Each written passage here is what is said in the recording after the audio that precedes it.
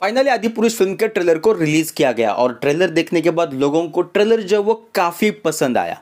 Teaser के मुकाबले trailer पे काफी कुछ काम किया गया है। सीजीआई, वीएफएक्स और मोशन कैप्चर पे ज्यादा ध्यान दिया गया है। इससे पहले टीजर में इतनी सारी गलतियां हो चुकी थी कि उन्होंने सारा का सारा टीजर जो वो सीजीआई और वीएफएक्स पे बनाया था, जो कि कहीं पे भी देखते वक्त हमें रियल नहीं लग रहा था। लेकिन अभी अगर ट्रेलर की बात करें तो ट्रेलर में हमें काफी कुछ चीजें जो वो रियल लग रही थी। देखो, हमें तो पता है कि पर्दे पे हम जो कुछ देख रहे हैं वो रियल नहीं है, उस तरीके का रियल लोकेशन कहीं पे भी मौजूद नहीं है, लेकिन फिर भी हमारा दिमाग उसको रियल देखना चाहता है। तो उस रियल इमेज को दिखाने के लिए सीजीआई, वीएफएक्स और मोशन कैप्चर का बहुत ही ज्यादा यूज होता है। इसकी इंपॉर्टेंस ऐसी फिल्मों में बहुत ज्यादा होती है, तो इस पे बेस्ट वर्क होना बहुत ही जरूरी है। तो दोस्तों, आज की वीडियो में हम आदिपुरुष के ट्रेलर और टीजर के बारे में ही बात करेंगे, उनके वीएफएक्स और सीजीआई और मोशन कैप्चर के बारे में बात करेंगे। लेकिन उससे पहले मैं आपको बताना चाहूंगा कि वीएफएक्स, सीजीआई और मोशन कैप्चर होता क्या है। कोई भी बड़ी फिल्म, 3D एनिमेशन फिल्म या फिर हॉलीवुड की अवतार से लेकर मार्वल और डीसी की फिल्मों में जो है वो सीजीआई, वीएफएक्स और मोशन कैप्चर टेक्नोलॉजी का यूज किया जाता है। तो एक्चुअल में इनका मतलब क्या है और इनको यूज कैसे किया जाता है उसके बारे में पहले मैं आपको बताऊंगा। तो सबसे पहले बात करते हैं वीएफएक्स के बारे में। वीएफएक्स का मतलब है विजुअल इफेक्ट्स।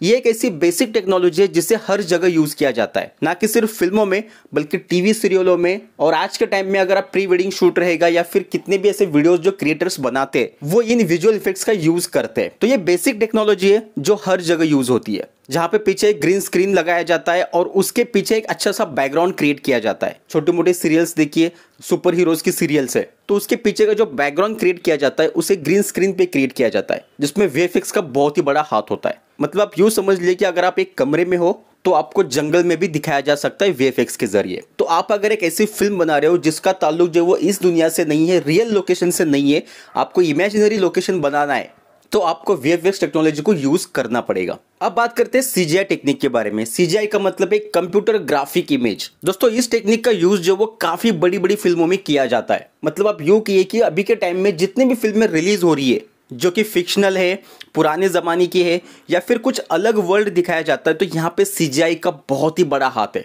अगर आप मार्वल, डीसी या फिर हॉलीवुड की कोई भी फिल्म लो, वो सीजीआई के बगैर कंप्लीट ही नहीं होती। दोस्तों, हम ये तो जानते हैं कि कुछ फिल्में जो होती है वो रियल लोकेशन पे शूट होती है और कुछ फिल्में जो वो एक बड़े से हॉल के अंदर शूट की जाती है। जैसे कि अगर एग्जाम्पल दूं तो अवतार का एक भी सीन रियल लोकेशन पे नहीं है। उसका सब कुछ सीन जो वो सीजीआई, वीएफएक्स और मोशन कैप्चर के जरिए शूट किया गया है। मोशन कैप्चर क्या है वो हम वीडियो में आगे बात करेंगे, जहाँ पे एक्टर को इमेजिन करना है कि यहाँ पे वो चीज़ है और यहाँ से मुझे कूद के जाना है। तो ये सारी चीज़ें जो वो सीजीआई के जरिए बनाई जाती है, जिसे एक कंप्यूटर ग्राफिक इमेज कहा जाता है। मतलब कि कंप्यूटर के जरिए एक इमेज को बनाया जाता है और उसके बाद उस इमेज को एनिमेशन के जरिए एक रियलिटी रूप दिया जाता है। वो जो कंप्यूटर द्वारा बनाई गई इमेज को एक 3D प्रिंट में प्रिंट किया जाता है, जिससे कि वो पूरी तरह से रियल लगती है।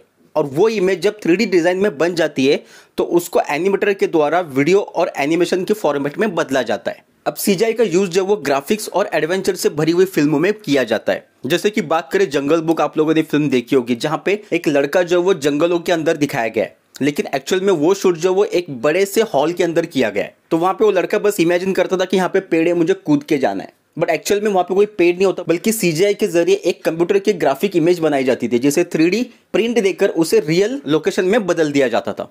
तो अगर आसान भाषा में कहूँ तो सीजीआई एक ऐसी टेक्नोलॉजी है जो आपके आसपास की सारी चीज़ों को बदल के एक रियल लोकेशन में आपको प्रिंट करके देगी। अब बात करते हैं मोशन कैप्चर टेक्नोलॉजी के बारे में। दोस्तों, ये टेक्नोलॉजी वो पूरी तरह से अवतार फिल्म में यूज की गई है। अगर आपने अवतार का बिहाइंड द सीन्स देखे होंगे तो वहाँ पे एक्टर्स जो एक ब्लैक कलर के कपड़े पहने हुए नजर आ रहे हैं। ये कपड़ा कुछ और नहीं बल्कि ये मोशन कैप्चर टेक्नोलॉजी है, जो आपके बॉडी के हर एक मूवमेंट को कैप्चर करता है। यहाँ तक कि आपके बोलने के स्टाइल्स के, आपके आंखों के स्टाइल को, आपके चेहरे के छोटे से छोटे मूवमेंट को वो कैप्चर करता है और उसी को कैप्चर करके एक 3D इमेज बनाई जाती है और उसी 3D इमेज को फिर और कोई भी रूप हम दे सकते हैं। जैसे कि अवतार फिल्म में वो मोशन कैप्चर कपड़ों को यूज करके एक्टर्स के हर एक इमोशन को, हर एक मोमेंट को उसके जरिए कैप्चर किया गया और उसके बाद फिर अवतार का एक अलग ही एक रूप बनाया गया, जहाँ पे एक्टर्स ने जो कुछ एक्सप्रेशन दिए वो एक्सप्रेशन उस रूप में हमें नजर आ रहे थे। और वो सारे सूट जो होते हैं उसके अंदर एक सेंसर होता है जो आपकी बॉडी के हर एक मोमेंट को कैप्चर करता है। तो दोस्तों, इन सारी चीजों से एक एडवेंचर और एक बड़ी फिल्म बनती है, जिसमें वीएफएक्स भी इंपॉर्टेंट है, सीजीआई भी इंपॉर्टेंट है और मोशन कैप्चर टेक्नोलॉजी भी इंपॉर्टेंट है। वैसे अगर देखा जाए तो टेक्नोलॉजी के मामले में, वीएफएक्स के मामले में इंडिया की सबसे बेहतर फिल्म एक ही थी, वो थी बाहुबली, जिसके टेक्नोलॉजी और वीएफएक्स पे बहुत ही जबरदस्त काम किया गया था, लेकिन वहां पे मोशन कैप्चर टेक्नोलॉजी को यूज नहीं किया गया था। आदिपुरुष पहली फिल्म है जहां पे मोशन कैप्चर टेक्नोलॉजी को यूज किया गया। दोस्तों जब आदिपुरुष फिल्म का टीजर रिलीज किया गया था तो उसके अंदर सारी चीजें जो वो सीजीआई और वीएफएक्स में दिखाई गई थी। जो कुछ हमें सीन्स वहां पे नजर आ रहे थे वो किसी भी एंगल से हमें रियल नहीं लग रहे थे। जैसा कि पहला सीन है जहाँ पे प्रभास जो वो एक पानी के अंदर बैठा हुआ है, तो पानी के मूवमेंट के हिसाब से उसके बाल और वो कपड़े जो वो टर्न हो रहे हैं, लेकिन जिस तरीके से लाइट्स का यूज किया गया है वो किसी भी तरह से वो किसी भी एंगल से हमें रियल नहीं लग रहा था। मतलब ये दिखने में साफ जाहिर हो रहा था कि ये सब कुछ जो वो सीजीआई और वीएफएक्स के जरिए बनाया गया है। ऐसे ही आदिपुरुष फिल्म का टीजर जो वो ट्रोल नहीं हुआ था, एक्चुअल में उसमें गलतियां हुई थी, जिसका पछतावा बोल के उनको 100 करोड़ रुपए और वीएफएक्स पे खर्च करके अच्छा वीएफएक्स बनाना पड़ा।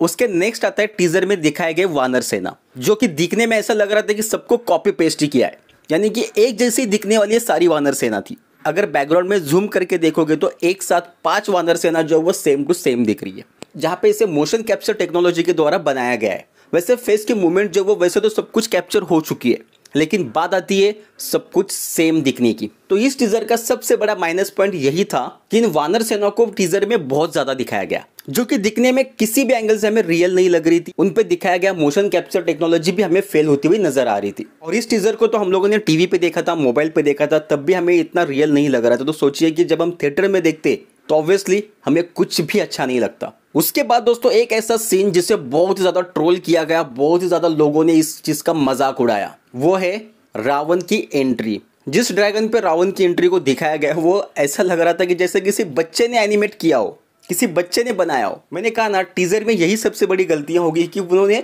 मोशन कैप्चर सीन्स को बहुत ज्यादा दिखाया, सीजीआई को बहुत ज्यादा दिखाया। बस इसी गलती की वजह से आदिपुरुष फिल्म का टीजर जो वो बहुत ज्यादा ट्रोल हो गया। कुछ चीजें जो वो टीजर में हाइड करके रखनी चाहिए थी, जैसे कि रावण का लुक हो गया।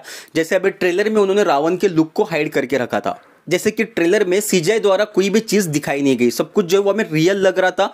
और जो कुछ उन्होंने बहुत ज्यादा काम किया गया है वो ट्रेलर में हमें पूरी तरह से नजर आ रहा था। टीजर का और ट्रेलर का एक सेम सीन है जहां पे हमें समझ में आता है कि सच में ट्रेलर पे काम किया गया है। टीजर में हमें प्रभु श्री राम जो है वो राम सेतु पे से चलते हुए नजर आ रहे हैं, जहाँ पे उनके ऊपर पूरा फोकस दिखाया गया है। लेकिन टीजर में वहां पे हमें ब्लैक शेड जो वो ज्यादा नजर आ रहा है। वहीं अगर ट्रेलर की बात करें तो ट्रेलर में हमें ब्लैक शेड नजर नहीं आ रहा है, बल्कि उनका चेहरा जो वो पूरी तरह से क्लीन नजर आ रहा है। यानी कि यहाँ पे लाइट्स का जो यूज किया गया है वो काफी बेहतर तरीके से ट्रेलर में यूज किया गया, यानी कि ट्रेलर के वीएफएक्स को काफी कुछ चेंज किया गया एज कंपेयर टू टीजर के।